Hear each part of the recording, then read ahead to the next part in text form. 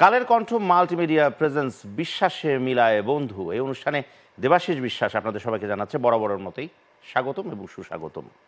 প্রতি পর্বের মতো আজকেও একজন তারকা অতিথি আছেন আমাদের মাঝে। তিনি অবশ্যই আমাদের অতিথি, তার থেকে বেশি তিনি আমার খুব প্রিয়জন এবং আপনজন। অনেকে তাকে প্রতিনায়ক বলেন, অনেকে তাকে চরিত্রাভিনেতা বলেন। আমার কাছে তিনি একজন ভালো মানুষ, একজন চমৎকার মনের মানুষ। আমাদের মাঝে আজকে যিনি আসছেন তিনি হচ্ছেন আমাদের সবার প্রিয় the one and the only Shiba Sanu.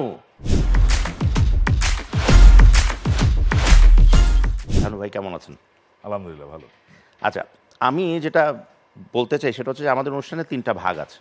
প্রথম ভাগটার নাম হচ্ছে জীবনের গল্প আছে বাকি অল্প, এবং এই অল্প জীবনের কিছু গল্প আমরা শুনতে চাই। তবে যেহেতু আমরা আপনাকে চিনি একজন অভিনেতা হিসেবে, মানুষ সবাই চেনে আপনাকে, পছন্দও করে একজন অভিনেতা হিসেবে, তো সেই জায়গা থেকে একজন অভিনেতা হয়ে ওঠার গল্পটা আমরা একটু আপনার কাছ থেকে শুনবো। তার আগে দর্শকদের কাছে একটু পারমিশন নিয়ে আসি, শোনা যাবে কিনা।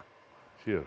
প্রিয় দর্শক, আমাদের অনুষ্ঠানের প্রথম যে পর্বটা আপনারা খুব ভালো করে জানেন, সেই পর্বেই চলে যাচ্ছি অনুষ্ঠানের প্রথম ভাগে, এবং সেই ভাগটির নাম হচ্ছে জীবনের গল্প আছে বাকি অল্প। শিবা শানু তো শিবা শানু ছিলেন না।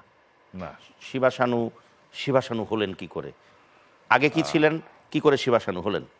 অ্যাকচুয়ালি আমার ফ্যামিলি নেম হচ্ছে চৌধুরী মাজহার আলী। জি। আর আমার ডাক নাম হচ্ছে সানু, আচ্ছা। SANU। আমি মূলত পড়ালেখার পাশাপাশি ক্রিকেট খেলতাম। ওকে। ছোটবেলা থেকে আমরা দু ভাই, আমাদের হাইট, আমার ছোট ভাইয়ের হাইটও আমার মতোই। ক্রিকেট প্লেয়ার ছিলাম, ওয়ার ক্রিকেটার্সে খেলেছি। ফাস্ট বোলিং করতেন, পেস বোলার, কারণ হাইট তো তাই বলে। পেস বোলার ছিলাম। কিন্তু আমার পায়ে একটু সমস্যা ছিল, আমার লিগামেন্টে একটু সমস্যা হওয়ার কারণে আমি এটা বেশি দিন ক্যারি করতে পারিনি। আচ্ছা। ফার্স্ট ডিভিশন পরে প্রিমিয়ারে খেলা হয়নি। ডিভিশন খেলেছেন, ফার্স্ট ডিভিশন খেলেছেন? আচ্ছা, ডিভিশন খেলেছি। আচ্ছা। ওয়ারে ক্রিকেটার্সে খেলেছি, আজাদ বয়েজে খেলেছি। আচ্ছা।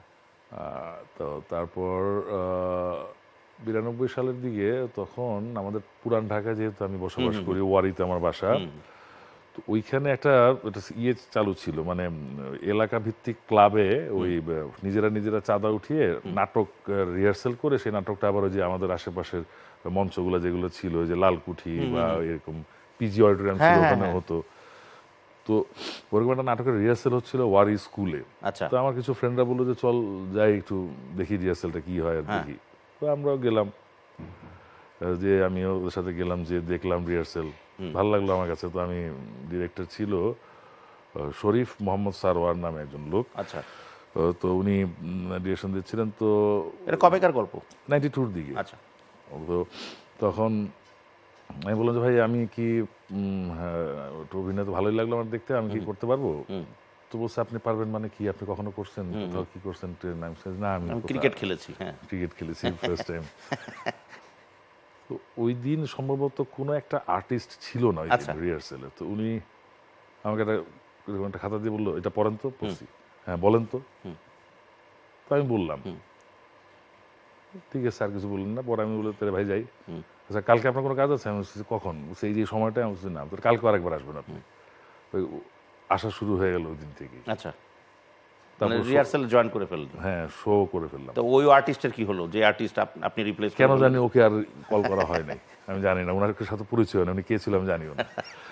তো এরপরে 93-র এন্ডে আমার কিছু ফ্রেন্ড একটা র্যাম্প মডেলিং এর অর্গানাইজ করলো আর কি, ওরা টিকিট সেলের মাধ্যমে ওটা করবে। তো সেখানে কোরিওগ্রাফার ছিল তানিয়া আহমেদ, আর আমার খুব ছোটবেলার একজন বন্ধু ফয়সাল আসানুল্লাহ, আমার স্কুল টাইমের। মানে আমাদের সেই ফয়সাল ভাই? হ্যাঁ হ্যাঁ। আচ্ছা, সে বিখ্যাত মডেল ফয়সাল, ও কোরিওগ্রাফার ছিল। তো আমি গেলাম, যে ওখানে ওরা হিট নিচ্ছিল, মানে কাকে কাকে নিবে। তো আমি দিলাম, পরে টিকে গেলাম, বা ওরা টিকে রাখলো আমাকে, এরকম মনে হইলো আমার কাছে। যেহেতু তানিয়া আপু আমার এলাকার ওয়ারিরই, আর ফয়সাল আমার ফ্রেন্ড, তো হালকা একটু স্বজনপ্রীতি হয়েছে বলে মনে হচ্ছে আমার কাছে। তো তারপরে ওটা টিকে গেলাম। আচ্ছা। শোটা করলাম, ভালো হলো। তারপর দীর্ঘদিন 95-96 পর্যন্ত করতে থাকলাম। আর এর মধ্যে ওই যে গ্যাপে ওই নাটকগুলো করতেছি। তো 95-র লাস্টের দিকে আপনার তখন পরিচালক নাদিম মাহমুদ সাহেব, উনি তখন খুব ছবি, উনার প্রচুর ছবি হিটও হচ্ছে, ছবিগুলো সব মান্না ভাইয়ের প্রথম দিকের ছবিগুলো সব হিট, আন্দোলন এগুলো সব, রাজপথের মানে রাজা, রানিং ডিরেক্টর। হ্যাঁ তখন উনি খুব উনি একদিন রিহার্সেলে এসে দেখে, তো আমার বন্ধু ওনার অ্যাসিস্ট্যান্ট ছিল মিথুন, রিয়াদ আল কবির মিথুন, ও ওয়ারির ছেলে। আচ্ছা। ও বললো স্যার ও তো খুব অভিনয় করতে চায়, শখে করে এগুলো, তো আমাদের ওই তার নেক্সট মুভি ছিল মাতৃভূমি। আচ্ছা। তো বললো যে একটা ক্যারেক্টার দিয়ে দিতে হবে ওকে। তো ঠিক আছে নিয়ে আসিস। তা বুড্ডা সারওয়ার নামে একজন স্ক্রিপ্ট রাইটার ছিলেন, তো উনি গল্পটা লিখতেছিলেন মাতৃভূমির, তো ওনার কাছে নিয়ে গেল আমাকে। তখন ওই ছবিতে প্রথম আমাকে একটা জার্নালিস্টের ক্যারেক্টার দেওয়া হয়, যে জার্নালিস্ট সত্যি প্রকাশ করার কারণে তার জিহ্বা কেটে ফেলা হয়। আচ্ছা, ওকে। তো ওইটা করি, তারপরে তো আপনি ওটা কি ইচ্ছা প্রকাশটা আপনি করেছিলেন যে আমি অভিনয় করতে, মানে ওখানে অভিনয় করতে চাই? ওই মিথুনকে বলতাম প্রায় যে তুই তো ফিল্মে কাজ করতেছিস, নাদিম ভাইয়ের অ্যাসিস্ট্যান্ট, চিফ অ্যাসিস্ট্যান্ট, তো তুই একটু দেখ। তো ওইভাবেই চলে আসা।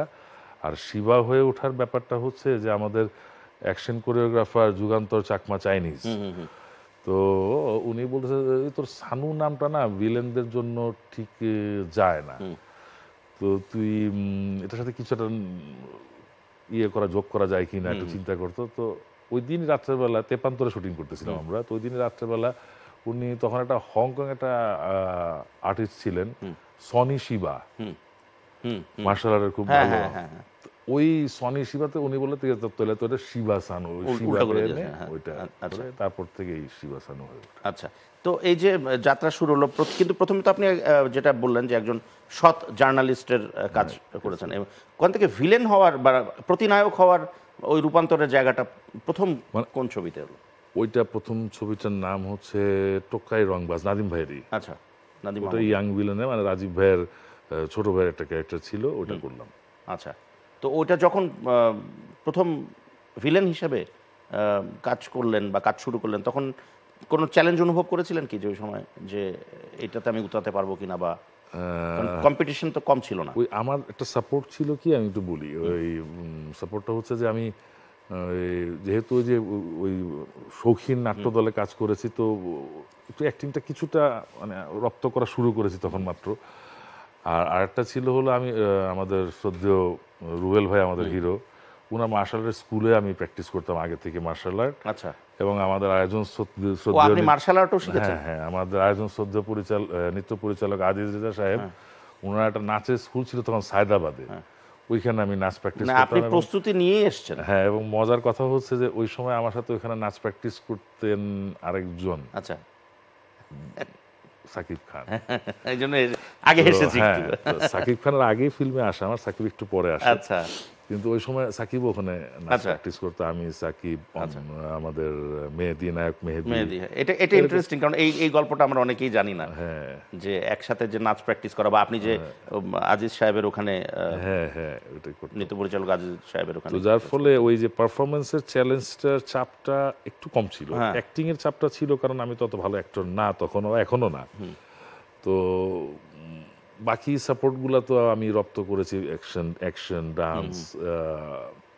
আর যেহেতু ওই সময়টা আমাদের এলাকাটাই একটু মডার্ন টাইপের এলাকা, তো ড্রেস আপের তো আমার একটা আলাদা চিন্তা ভাবনা ছিলই।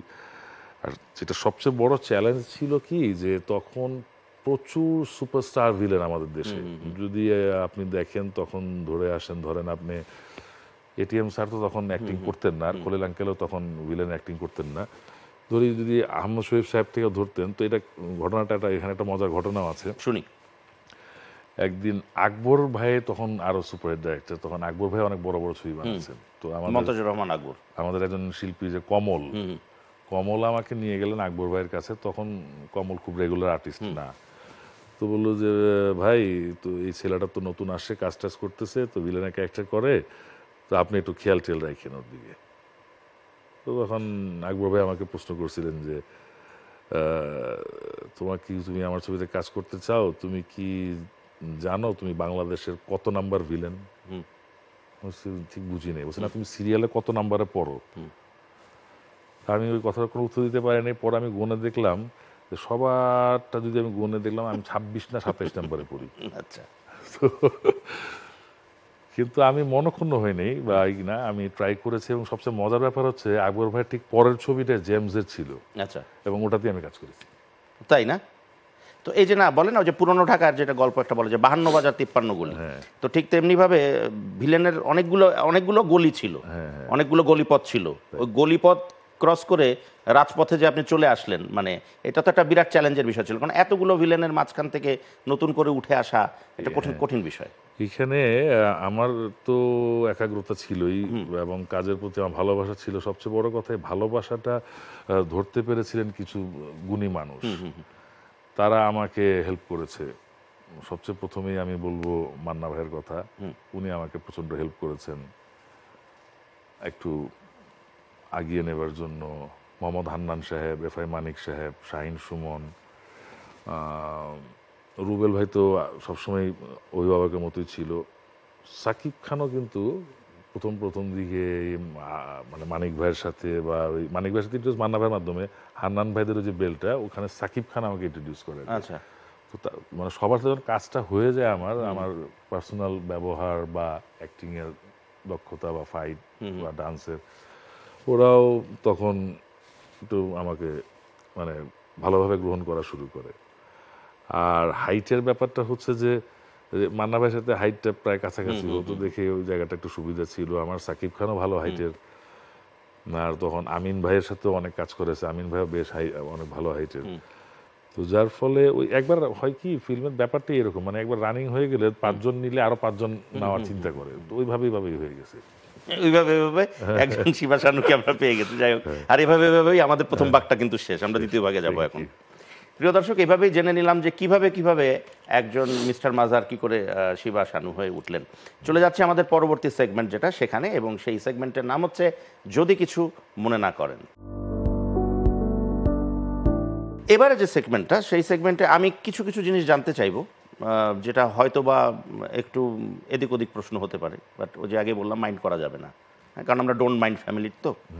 তো আমার কাছে প্রশ্নটা এটা যে এত সুন্দর একটা হাইট ছিল, ফিগার সুন্দর ছিল, ফাইট পারতেন, নাচ শিখেছেন, হ্যাঁ, অভিনয়টাও ভালো মোটামুটি আপনি প্রথম থেকেই করে এসছেন, তো কখনো কি মনের গহীনে খায়েশ জন্মায়নি যে আমিও তো হিরো হতেই পারতাম, প্রতিনায়ক কেন হলাম বা খলনায়ক কেন হলাম, এরকম কি কখনো এসেছিল খায়েশ?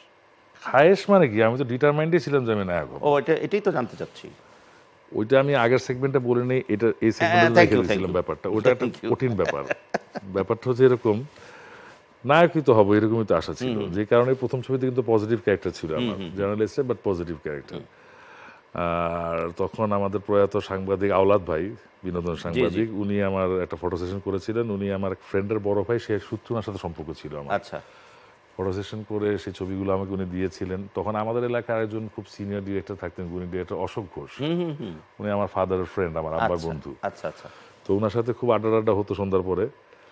তো উনিও জানতো আমার এই সিনেমার নায়ক হওয়ার প্রতি যে আমার খুব একটা ইচ্ছা। উনি একদিন আমাকে এহতেশাম দাদুর অফিসে নিয়ে গেলেন, তখন তার অফিসটা বিজয়নগরে, আমার ছবি টবি সহ। আচ্ছা, তো যাওয়ার পরে তো তখন দাদু অফিসে গেল, দাদু তখন সম্ভবত ওয়াশরুমে ছিল, ওয়াশরুম থেকে বের এসে বসলেন। হ্যাঁ অশোক, কি খবর, কেন আসছো? না একটু দেখতে আসলাম আপনাকে, একটা কাজ ছিল, আমার ফ্রেন্ডের ছেলে, ও খুব শখ হিরো হবে, তো এই জন্য আপনার কাছে নিয়ে আসলাম, আপনি তো নতুনদের দেখলে বুঝেন বা ই করতে পারেন। তাই নাকি, ছবি টবি আনছো? তো বলছি জি। তো আমি ছবিটা দিলাম, তো উনি খুব এরকম করে দেখলেন, আমার দিকে না তাকিয়ে অশোকদার দিকে তাকিয়ে বললেন যে নায়কটা হইতে পারবে না, ভিলেন টিলেন পারলে হইতে বলো। আচ্ছা, বলে দিলেন চরমভাবে। যদিও এই সেগমেন্টটা হলো দুঃখ পাওয়া যাবে না, তখন আমি পেয়েছিলেন, খুব স্বাভাবিক। এবং তার পরের দিন আমার নাটকের রিহার্সেল চলতেছিল, তো মিথুনটা বললাম, কি রে ছবি টবি বানাবে না ভাইয়ার? বলছে হ্যাঁ, তুই তো এবার ভিলেন করবি। আমি আর না করিনি। আচ্ছা, তখন মোটামুটি আপনি আপনার নিয়তিটা ঠিক করে ফেলছেন যে আমি এভাবেই এগোতে চাই। আচ্ছা, তো এখন যে প্রশ্নটা সেটা হচ্ছে যে মনে করেন যে বলা হয় যে আমরা ভেতরের গল্পটা জানি, বাট দর্শকদের উদ্দেশ্যে বলা যে পলিটিক্স যেটা হয় ফিল্মে, বিভিন্ন রকম পলিটিক্স হয়, যারা নতুন আসে তাদেরকে, যারা প্রতিষ্ঠিত, তারা যদি দেখে যে এই লোকটি সম্ভাবনাময়, বা এই মেয়েটি সম্ভাবনাময়ী, তাদেরকে দাবিয়ে রাখার একটা প্রচেষ্টা থাকে। এটা সব ইন্ডাস্ট্রিতে হয়তো কম বেশি আছে। আপনি কি এই ধরনের কোনো ফেস করেছেন কোনো প্রবলেম, পলিটিক্যাল প্রবলেম, মানে ফিল্মি পলিটিক্স? আচ্ছা, এইখানে আমি একটু অন্যভাবে উত্তর দিতে চাই, একটু অন্যভাবে বলি, যেটা হয়তো বুঝতে না সুবিধা। পলিটিক্স ফিল্মে হ্যাঁ হয়, আমার সাথে হয়েছে কিনা আমি টের পাইনি। যদি আমার অজান্তে আমার বিরুদ্ধে পলিটিক্স হয়ে থাকে, তার জন্য আমি ব্যথিত না, দুঃখিত না, আমি কোনো আফসোসও করছি না, কারণ আমি জানি না আমার সাথে পলিটিক্স হয়েছে। কারণটা হচ্ছে আমি জানি না এই পলিটিক্সটা কিভাবে করতে হয়। আমি শিকার হয়েছি প্রচলিত পলিটিক্স থেকে যখন ফিল্মে এনে চাপিয়ে দেওয়া হয়েছে, সেই পলিটিক্সের কিছুটা আমি শিকার হয়েছি। আচ্ছা, প্রচলিত পলিটিক্স, যেটা রাষ্ট্রীয় পলিটিক্স, সেটা যখন চলচ্চিত্রে প্রয়োগ করা হয়েছে বিভিন্ন লোকের মাধ্যমে, তার শিকার কিছুটা আমি হয়েছি। আচ্ছা, এবার বলি, চলচ্চিত্রে পলিটিক্স করে কাউকে দাবিয়ে রাখা যাবে না, কারণ প্রতিভাগে কখনো দাবিয়ে রাখা যায় না, তাহলে দেবাশিস বিশ্বাসের জন্ম হতো না, থ্যাংক ইউ, একটা সাকিব খানের জন্ম হতো না, একটা মান্নার জন্ম হতো না, একটা শাবনূরের জন্ম হতো না, একটা মৌসুমী পূর্ণিমা পপির জন্ম হতো না, একটা কাঞ্চন ভাইয়ের জন্ম হতো না, একটা রাজ্জাক আঙ্কেলের জন্ম হতো না। কারণ সবার বিরুদ্ধেই শত্রু ছিল, সবার বিরুদ্ধে গ্রুপিং ছিল, সবার বিরুদ্ধে পলিটিক্স ছিল, কিন্তু এরা এতই প্রতিভাবান ছিল, এরা এতই প্রতিভাবান, ইনক্লুডিং ইউ, যে অনেক পলিটিক্স করে দাবিয়ে রাখা যায়নি। এটা সত্যি কথা। তো ওই পলিটিক্সের কোনো যায় আসে না। তবে হ্যাঁ, রাষ্ট্রীয় যে পলিটিক্স, দলীয় যে রাজনীতি, সেটাকে যখন চলচ্চিত্রে ইন্ট্রোডিউস করিয়ে দেওয়া হলো এবং সেটার ব্যবহার যখন চলচ্চিত্রে করা শুরু হলো, তখন আমি সহ আমাদের মতো কিছু লোক সেই পলিটিক্সের শিকার হয়েছে। তো সেটাকে পরবর্তীকালে কি করে আপনারা অতিক্রম করেছেন, পরবর্তীকালে কিভাবে মেনে নিয়েছিলেন বিষয়টা? তখন তো নীরবে মেনে নেওয়া ছাড়া কোনো উপায় ছিল না।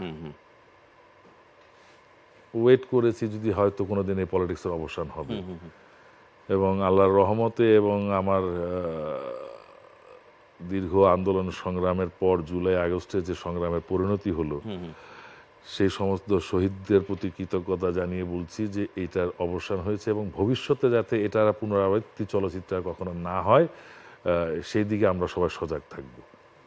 ডেফিনেটলি এটাই হওয়া উচিত। আসলে প্রকৃত শিল্পীদের কাজটা মনে হয় এটাই, একসাথে পথ চলা, যেই মতাদর্শেরই হোক না কেন, তার ব্যাপার। এটা একেবারেই। কিন্তু আমার কথা হচ্ছে যে রাজনীতির মাঠেই থাকা ভালো। আমার পেশাগত জায়গায় আমি রাজনীতিকে নিয়ে এসে সেই জায়গাটাকে আমি কলুষিত বা কলঙ্কিত করতে চাই না। দুই বাংলাতেই কাজ করেছেন আপনি? জি। দুই বাংলার আর্টিস্টদের সাথে, টেকনিশিয়ানদের সাথে কাজ করেছেন। তো পার্থক্যের যদি জায়গা ধরি, তো সেটা আপনার কাছে কি মনে হয়েছে, বা আদৌ আছে কিনা? কেউ আবার রাগ করবে কিনা? না, আমি আগেই বলেছি, এটা কেউ মনে করতে পারবেন না যদি কিছু মনে না করেন। তো প্রফেশনালিজমের অভাব আছে আমাদের অভাব আছে, হ্যাঁ, সেটাই আমি শুনেছি সব জায়গায়। আমাকে অনেকে প্রশ্ন করেছে যে আপনি শুনেছি কলকাতায় বা আপনি বা সাকিব খান 7টার সময় সেটে যান, আমাদের এখানে আপনি আসেন 9টা 10টায়, সাকিব আসে 12টা 1টায়, কেন? তো আমি বললাম, দেখেন, 7টার সময় এই কারণে যাই, কারণ আমি 7টার সময় যাওয়ার পর দেখলাম ঠিক 7:15টায় আমি ক্যামেরার সামনে দাঁড়ানো, আমাকে যেতে হয়, তো যে কারণে আমি বাধ্য 7টার সময় যেতে। আমাদের এখানে আমি যেদিন শুটিংয়ে যাই সেদিন সেট নির্মাণ করা হয়, প্রপস রেডি করা হয়। সরি টু সে, আমার দেশ আমি ছোট করতে চাই না, এটা সত্যি কথা। আমি আমার দেশকে বড় করে দেখতে চাই, সবসময় চলচ্চিত্রকে বড় করে দেখতে চাই। এই জিনিসগুলা যদি আমরা ঠিক করতে পারি, আমাদের সবার ভিতরে যদি পেশাদারিত্ব আনতে পারি, সেটা নির্মাতার ভিতরে আনতে হবে, সেটা প্রযোজকের ভিতরে আনতে হবে, সেটা আমার মতো শিল্পীদের ভিতরেও আনতে হবে, সমস্ত টেকনিশিয়ানদের ভিতরে আনতে হবে, যে পেশাদারিত্বটা, এটাই আমি করবো। আর আমাদের এখানে ট্যালেন্ট প্রচুর আছে, আমাদের টেকনিশিয়ানরা অনেক ট্যালেন্ট, আমাদের ডিরেক্টররা অনেক ট্যালেন্ট, আমাদের আর্টিস্টরা অনেক ট্যালেন্ট।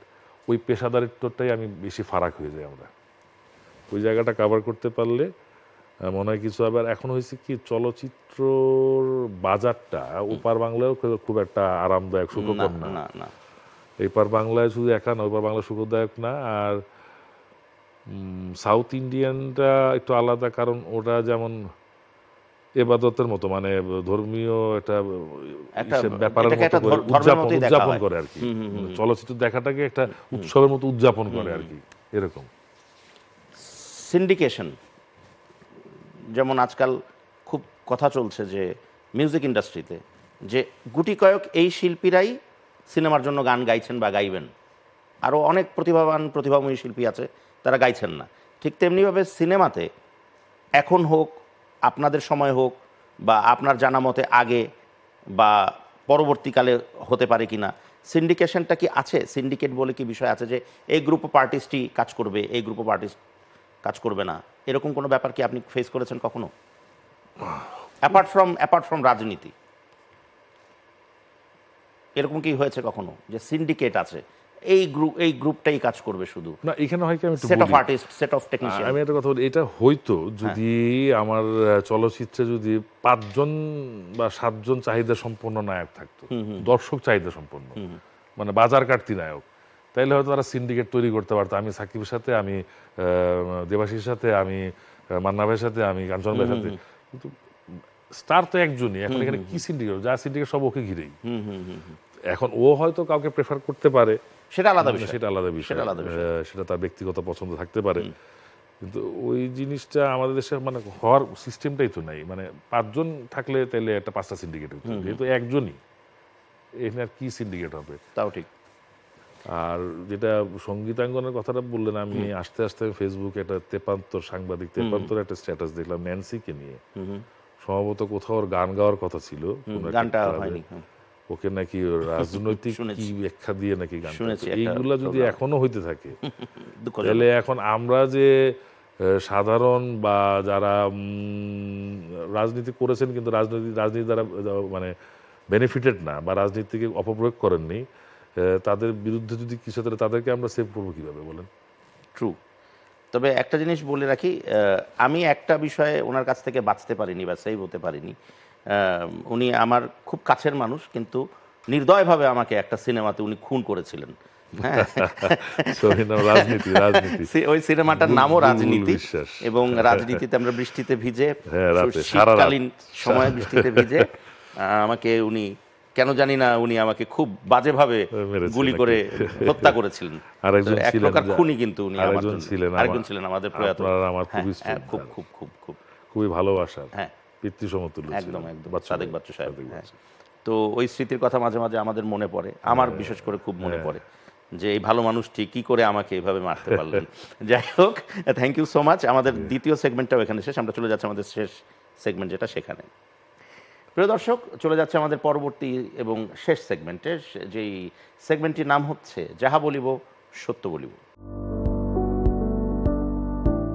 আমি প্রথমেই যেটা আসি সেটা হচ্ছে ওরা 7 জনকে নিয়ে, একটা সিগনিফিক্যান্ট সিনেমা।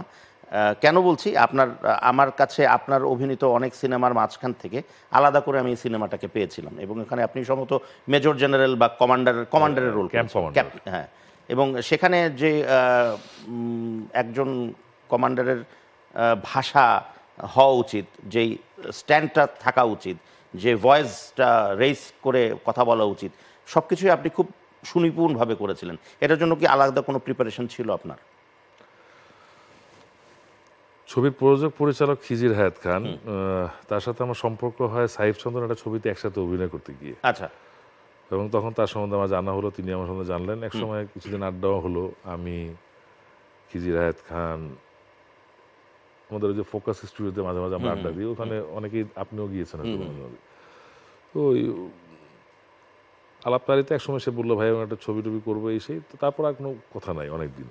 তো হঠাৎ করে সে আমাকে ফোন দিল একবার, যে ভাই একটু আমার অফিসে আসা যায়, এই ঠিকানা। তাই আমরা ঠিক আছে আসতেছি, সন্ধ্যার পরে আসবো।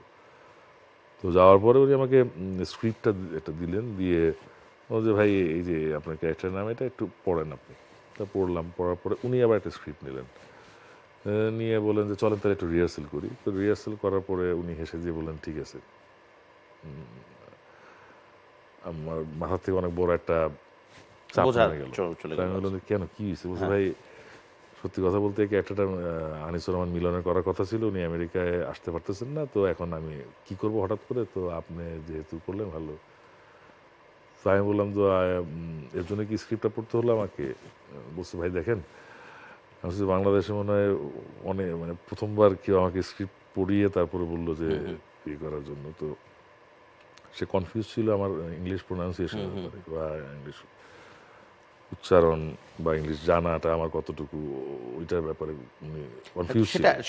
সেটা আমিও কিন্তু খুব, মানে আমি অবাক হইনি। আমি ছোটবেলায় সানবিমসে লেখাপড়া করতাম, এত পরিষ্কার, এত মানে টকাটক ইংলিশ যেটাকে বলি আমরা, হ্যাঁ, এত সুন্দর প্রোনাউন্সিয়েশন, যে ওটাই উনি শিওর হওয়ার জন্য যে আমি এটা পারবো কিনা, কারণ তারপরেই কাস্ট করলেন আমাকে, তারপরে ছবিতে কাজ করলেন। And how was the experience সেই ওইটুকু অংশের মুক্তিযুদ্ধের ওই সময়কালীন কি একটু ফিরে যাওয়া হয়েছিল কিনা? বা আমি না এই ছবির ব্যাপারে একটা জিনিস খুব পজিটিভ দেখেছি খিজির রাত খানে, সেটা হচ্ছে যে আমাদের দেশের ৭১-এর যে মুক্তিযুদ্ধ, মানে আমার স্বাধীনতা যুদ্ধ, যেটা আমাদের মুক্তিযুদ্ধ, যার বিনিময়ে আমরা স্বাধীন বাংলাদেশ পেলাম, এটা এত বড় একটা ব্যাপার। এটা যে আমরা অনেকেই একটা চলচ্চিত্রের মধ্যে সবগুলো দেখানোর চেষ্টা করেছে, আমার মনে হয় সবাই পরিপূর্ণ দেখাতে পারেনি। খিজির হায়াত করেছে কি, সে একটা sector ক্যাম্পের, ধরেছে। একটা সেক্টর, একটা ক্যাম্পের, একটা সেক্টরের আন্ডার একটা ক্যাম্পের ৭-৮ জন মুক্তিযোদ্ধার কারণ গল্পটা প্রত্যেকটা চেষ্টা মুহূর্তেই তো করেছে। এক একটা করে Right. সিনেমা রাইট, মুক্তিযুদ্ধের। মুক্তিযুদ্ধের আমাদের প্রত্যেকটা সেক্টরই 10টা করে সিনেমা হবে, প্রত্যেকটা দিনই একটা করে সিনেমা হবে।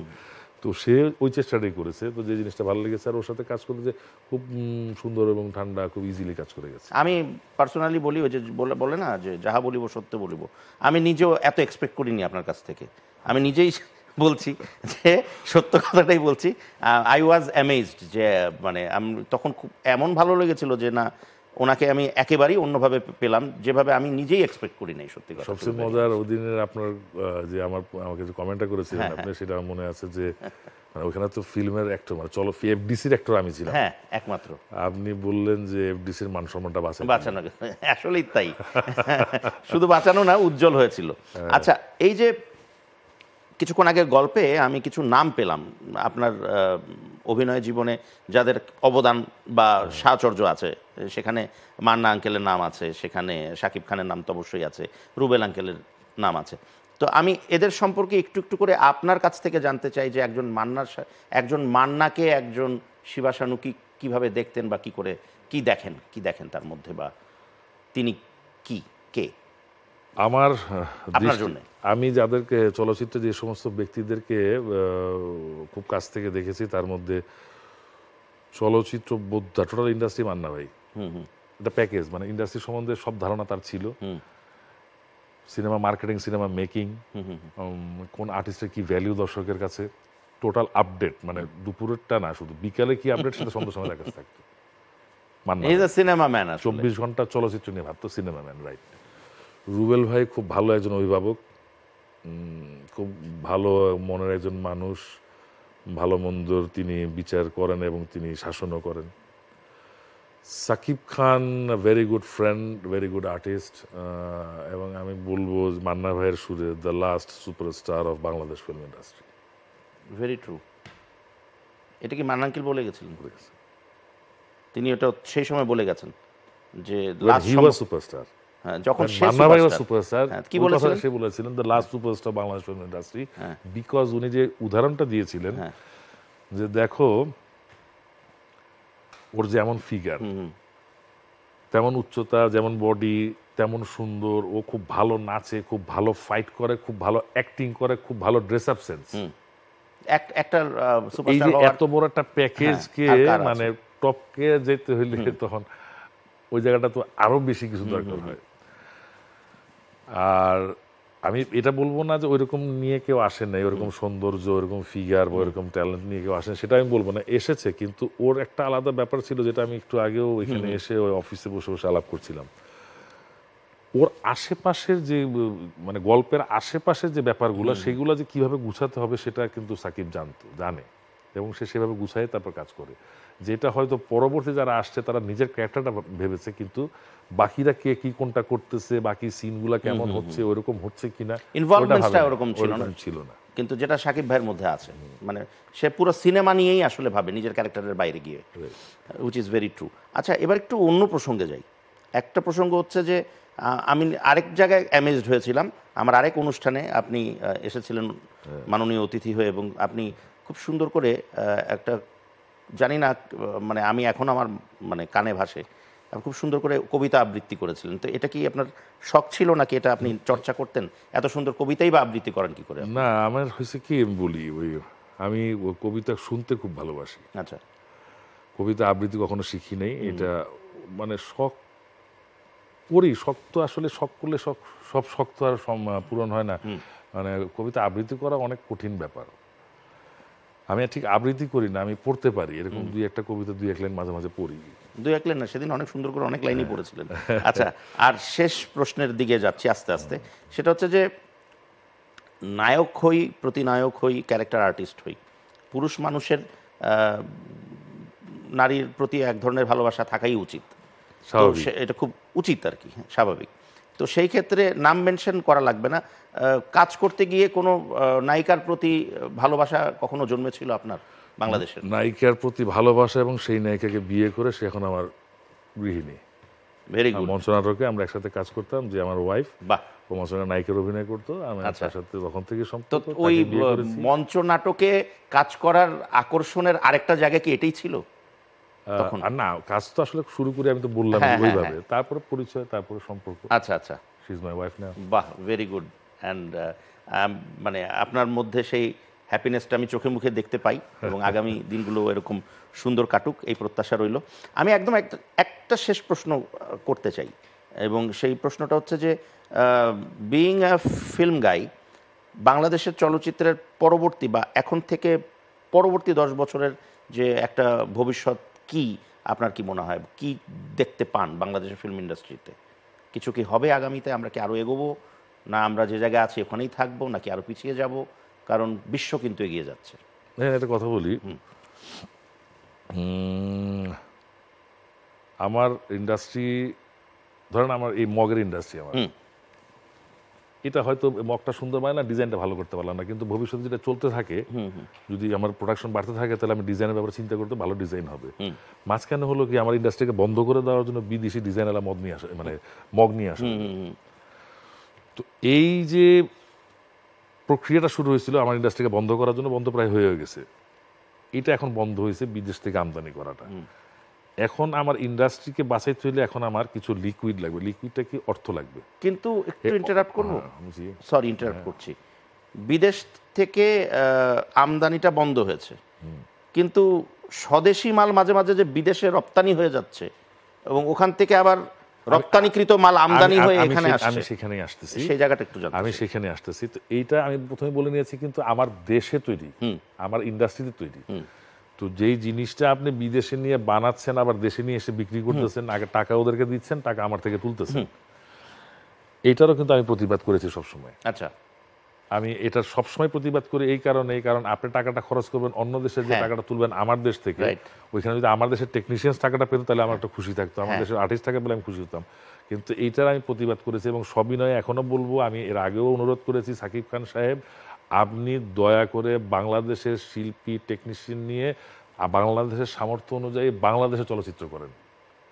বাংলাদেশের চলচ্চিত্র বাঁচানোর আপনি একমাত্র এখন সবচেয়ে বড় যোদ্ধা, আপনি কমান্ডার, এবং একমাত্র যোদ্ধা, এবং আপনার মাধ্যমে এটা সম্ভব। সেকেন্ড যে ব্যাপারটা হচ্ছে, আমাদের বিনিয়োগকারী দরকার। হ্যাঁ, এখন দেখেন, আমাদের একজন খুব বড় বিনিয়োগকারী, আমাদের আপনাদের সবার পরিচিত মনোয়ার হোসেন দীপজল সাহেব, তিনি যে কোনো কারণেই হয়তো এখন অতটা চলচ্চিত্রের সাথে ইনভলভ না, কিন্তু আমি আশা করব সবার সহযোগিতায়, সরকারি হোক বা আমাদের মাধ্যমে হোক, আপনাদের মাধ্যমে হোক, যারই মাধ্যমে হোক, তার মতো লোককে চলচ্চিত্রে আবার এনে চলচ্চিত্রে বিনিয়োগের ব্যবস্থা করে 2-4টা চলচ্চিত্র যদি ভালো করাইতে পারেন, হয়তো আরও কেউ এটাতে ইন্টারেস্টেড হবে বিনিয়োগ করার জন্য, তখন আমাদের চলচ্চিত্র নির্মাণের সংখ্যা আস্তে আস্তে বাড়বে। পাশাপাশি সরকারি উদ্যোগে সমস্ত জেলায় একটা করে অ্যাটলিস্ট 500 সিটের থিয়েটার করে দেওয়া উচিত, যেটার ভিতরে এসি থাকবে, পাশে একটা ফাস্টফুডের দোকান থাকবে, একটা ছোট্ট প্লেগ্রাউন্ড থাকবে। এটা সব জেলায় শিল্পকলা আছে, সব জেলার শিল্পকলাতে আপনি এটা করতে পারেন, একাধিক করা যায়। আপনি এখানে নতুন কাঠামো তৈরি করতে পারেন, ওই শিল্পকলাগুলোর যেগুলো হলগুলো আছে, এগুলোর ভিতরেই করেন, আপনি নতুন করে কিছু করাও লাগলো না, সিঙ্গেল স্ক্রিনই করেন। কিন্তু 64টা জেলা, 64টা, আমি তো অ্যাটলিস্ট 64টা জেলায় যদি 64টা করেন, আমি 64টা সিনেমা হল তো কনফার্ম পাইলাম। কনফার্ম। এটা সরকারি সিনেমা হলই হোক, আমার পাবলিককে দিয়ে না, আপনি এটা টিকিট বিক্রি করে আপনিই নেন। এইভাবে যদি কিছু কিছু প্রক্রিয়া নিতে পারি আমরা, যেমন আপনি শুনলে খুশি হবেন, এফডিসি কিন্তু তার ভাড়া অনেক কম। এটা এই 5ই আগস্টের পরে ওই তৎকালীন যে এমডি সাহেব ছিলেন, তাকে আমি প্রস্তাব করেছিলাম যে আপনি তো বিক্রি হচ্ছেন না, তো বিক্রি হচ্ছে কম দামে বিক্রি করেন, অ্যাটলিস্ট আপনি ক্যামেরা ভাড়া আপনি 30,000 টাকা না করে 15,000 টাকা ডেলি ক্যামেরা ভাড়া হোক, সমস্যা কি ভাই, কিছু কিছু করে আসুক না। ভর্তুকি একদম পুরোটা পকেট থেকে না দিয়ে 50% দিতে হলে আপনি কমাই দেন। এখন তারা ভাড়া কমাইছে, তারা ক্যামেরা ভাড়া কমাইছে, এবং আপনি আরো খুশি হবেন তাদেরকে আমরা কিছু মানে লেটেস্ট টেকনোলজির ব্যাপারে বলছিলাম যে এই নতুন নতুন ক্যামেরা এখন মার্কেটে চলতেছে, তারা এগুলো আনার ব্যবস্থা করতেছে। আস্তে আস্তে হবে দেখি। এখন সবাই সবকিছু সমন্বয় করে সবকিছুতে সৎ চিন্তা ভাবনা নিয়ে যদি আমরা আগে বাড়তে পারি। And with this very good note, thank you so much sir আমাদের অনুষ্ঠানে আসার জন্য। থ্যাংক ইউ, সবাইকে ধন্যবাদ, কালের কণ্ঠকে ধন্যবাদ আমাকে আমন্ত্রণ জানানোর জন্য, দেবাশিস বিশ্বাসকে অভিনন্দন, ধন্যবাদ। খুব সুন্দর মনের একজন মানুষ, ভালো মানুষ, এবং বাংলাদেশের মনে হয় সবচেয়ে জনপ্রিয় একজন উপস্থাপক বর্তমানে সে। তো কালের কণ্ঠকে ধন্যবাদ, কালের কণ্ঠের দর্শকদেরকে আমার অভিনন্দন, ধন্যবাদ, ভালোবাসা, সবাইকে ধন্যবাদ। আসসালামু আলাইকুম। Thank you. ওয়ালাইকুম আসসালাম। প্রিয় দর্শক, এই ছিল আমাদের আজকের আয়োজন। আশা করি ভালো লেগেছে। আগামী পর্বে নিশ্চয়ই আরেকজন তারকা অতিথি নিয়ে হাজির হবো। সে পর্যন্ত সবাই ভালো থাকবেন, সুস্থ থাকবেন এবং বিশ্বাসে মিলায় বন্ধু এই অনুষ্ঠানটির সাথে থাকবেন। ধন্যবাদ।